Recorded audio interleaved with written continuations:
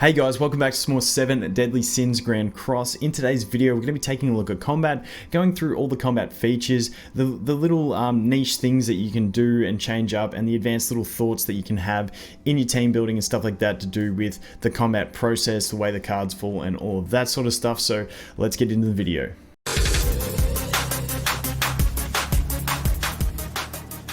Now the first thing about combat is the combat power, which you can see there. I'm 80,000, the enemy is 52,000. This is very important because whoever has the highest power is the one that goes first, and it's actually a really big advantage in this game. So it's something to remember. On top of that, you've got food, which you can click over here. Now, we're not going to go too in-depth into these foods because it's all in Japanese and you can't read them, but they're all going to give different effects to your team, you know, increase stats and stuff like that. There are a few foods, like this one for instance. What we'll do is we'll just check. So I'm on 80,787. You can click this food. There's a few of them. Once the game comes out, it'll be obvious because you can read it. But we just hit OK, and that is actually a 10% gain to your combat power. So as you can see, now I'm on 88,865. So these foods are nice for some campaign stages to boost you to beat bosses and stuff like that, but I wouldn't be spamming them flat out.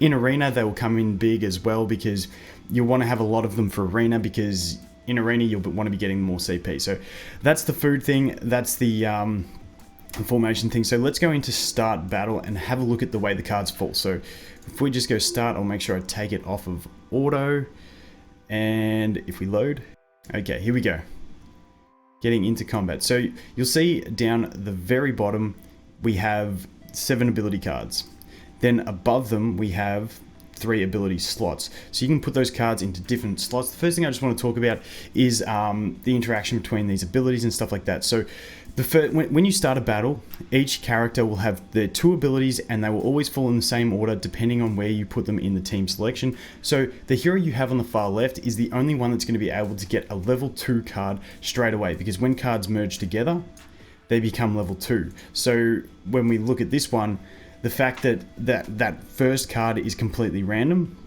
and the other 6 are set in stone, this is the only ability that straight off the bat can automatically become a level 2. So that's something to consider when you're building your team. Normally on this one, I like to have King on the left. I just didn't set it up that way because this ability here, like it would have happened, that would have dropped into this one, became a level 2, and that actually adds a CC Petrify onto his ability, but it's cool. So you can always hit reset to reset it.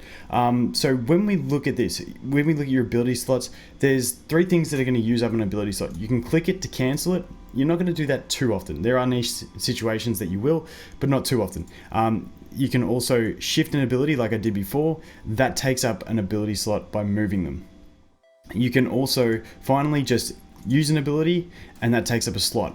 Now the one thing is, if an ability merges by itself without you shifting, it won't take up a slot. So if I click this ability, the other one's going to merge into the other one, but it's not actually going to take up one of those ability slots. So when you are making your team formation, it's really nice to actually look at who has that one ability that you'd really like to upgrade. You have a 1 in 6 chance of it getting upgraded. It's not the biggest chance, but hey, if you get it, it's going to be nice for your team. And yeah, that's pretty much what you want to look for when you are setting up your team formation. When we actually look at how many cards you have available down the bottom here, for each hero that dies, you lose a slot. So if one of these heroes die and my substitute comes in, I'm going to lose 1 spot. What I'll do is I'll cut and I'll come back once I get one of these guys to die, and I'll show you what I mean. Okay, so we just managed to get our Merlin to die, so her abilities go away, and as you can see now, if we look at our cards down the bottom, we only have 6. So when you lose your first hero and your substitute hero comes in, you're going to be down to 6 total cards that you can use. Okay, so there we go. King is dead. I'm down to my last 2 heroes. And as you can see now, we're down to 5 cards that you can get queued up down the bottom. So you start off with 7, lose 1 hero, you're down to 6, lose another hero, you're down to 5. And now also that we're down to 2 heroes, we only have 2 abilities that we can actually queue in the list. So that it keeps reducing what you can do. So now what we're going to do is we're just going to cancel and cancel.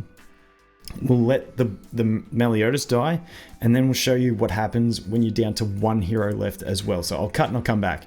Okay, so we just managed to get that to work, and as you can imagine, it basically reduces you down to 4 abilities down the bottom, and you can only queue up 1 skill. So that is the reduction of it. You start with the 7 and 3, you go down to 6 and 3, then it drops down to 5 and 2, and then 4 and 1. That's the progression, because basically the reason for that is if we had one hero but we had 3 attack slots that we could put them into, as you can see, I've got I've got a 3-star and I've got a 2-star here. Because you've only got 2 cards that can actually drop, you're going to level them up a lot faster. And if you had 7 available slots down the bottom and then 3 slots to put them in, you're just going to be using level 3 skill after level 3 skill after level 3 skill.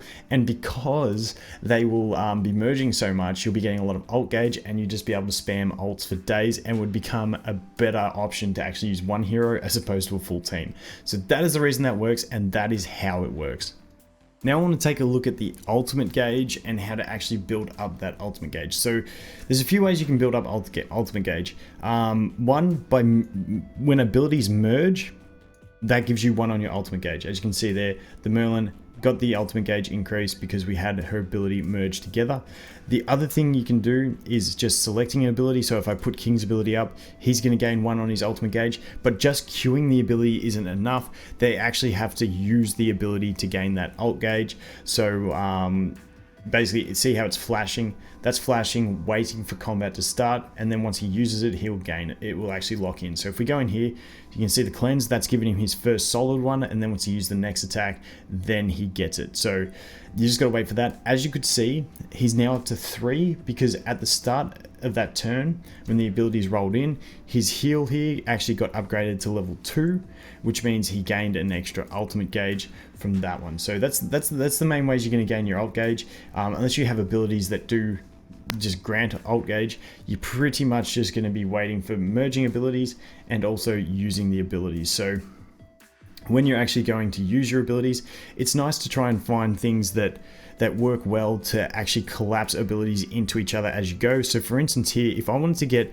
some extra alt gauge in my turn, what I'd do is I'd go ahead and target this guy, just freeze him because he's got his ult coming up, and then I'd use Merlin's ability here, and then I'd use Blue Demon Melee's ability here. And once I do that, it's going to merge his other ability, giving that extra alt gauge for free from joining an ability that if I had have chosen different skills, I may not have gotten that extra alt gauge increase. So just consider that when you're looking at using your abilities. We'll try and queue that up again and get another example of that right here. So let's see what abilities drop. Okay, perfect example here. So what I'm going to be able to do here is I'm going to be able to use my Meliodas' ability here, queue that up, and as you can see, that's going to drop in and give Merlin an extra stack of alt gauge, which is really nice. Just getting those free alt gauge increases is cool. And then what I can also do here is, for instance, he's got a lot of attacks coming, he'll probably be dead anyway, but I can do that, and that's going to give me another one on my my Meliodas, because it's increased the 2-2-stars into a 3-star. Really nice. And then we can go ahead and do this. And as you'll see, after that, I'm going to have my 2 ultimates ready from Merlin and from Meliodas. So that's pretty much how the alt gauge building up works. Really fairly simple system, but it's nice to be able to use other abilities to collapse other abilities into each other and merge them to gain that extra alt gauge. Here is a good chance to demonstrate something else that I wanted to look at, and that is debuffs. So you have debuffs that can stop you using attack type skills, recovery type skills, all that different stuff. As you can see, you've got all the different types of skills up the top there. You can see like this one's an attack type, that's recovery, and you can see that my Merlin has the debuff that stops her from using an attack type move. So what we can actually do here is use a cleanse, which the king has. So like, as you can see, I can't actually queue that ability. Like if I queue it, she's not actually going to use it because she's locked out from being able to use it. But if we reset and I use a cleanse first, you can see how it sort of cracks this grayness on it. That means that once we go into combat and King uses his cleanse, it's actually going to allow Merlin to go ahead and use that attack type ability, because by the time she goes to use it, it will actually be available. So definitely make use of the cleanse. We all get a free copy of this Blue King, so it's a really nice thing to use when you are locked out of a skill. You can cleanse and then be able to use it. So the last thing I wanted to look at with alt gauge is the interaction between abilities that reduce the alt gauge of enemies. So as you can see, these two guys both have their ultimate. So we'll target this guy. And what you're going to do is I'm going to cleanse my bond so he can actually use his attack. And this attack of my bond actually reduces enemies' alt gauge. So what you can do is once they have their ultimate queued, because this is in PvE only, but you get to see what they queue before their turn. So you can see that they've got the ultimate ready. And if you hit them with your reduce ultimate skill and reduce their ultimate gauge, it's no longer available. So it just removes that ability from their queue list. And because this enemy team has 3 available attack slots, as long as you can keep reducing that ultimate when it's available to them, you're effectively giving them 2 attack slots because they lose out on one. So what we'll do is we'll just do that. We'll cleanse it, we'll hit him, and as you'll see, he'll lose one orb off of his ultimate gauge because now it's flashing. And he won't actually, he's lost his glow around him, so now he won't be able to use his ultimate. So that guy just used his ability, he used his second attack. And as you can see, now it's my turn. He lost his ultimate. He does get it back this turn, and as you can see, we've got this ability back, so we can use that again. Reduce his ultimate gauge once again. And for this turn again, they're not going to be able to use that ultimate. So that is another thing to look at when you're looking at ultimate gauge. You can manipulate it against bosses and stuff like that to really help advantage your team and reduce their attack slots. So that is going to be it for this one, guys. That's the combat system. That's some little niche things you can look at in the combat for getting yourself prepared for global. Once again, really pumped for it. If you do have any other questions, I do have a section open in my Discord you can jump into if you want to go there. Once again, we'll be streaming at the global launch, so if you want to come hang out and ask some questions there as well, I will be there. But thanks for watching. Hope you guys have an awesome day, and I'll look forward to seeing you in the next one. Cheers.